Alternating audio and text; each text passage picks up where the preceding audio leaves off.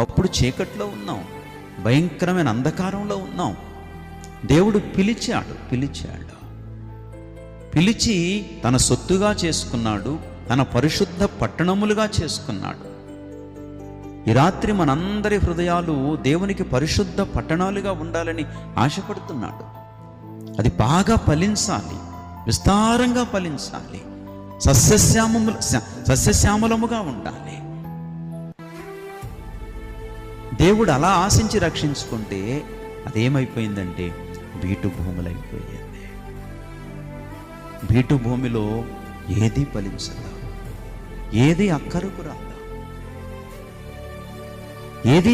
రాదు, అక్కరకు రానంత దూరంగా, పనికిరానంత మరి విధంగా ఆ యొక్క పరిశుద్ధ పట్టణాలు ఉన్నాయి.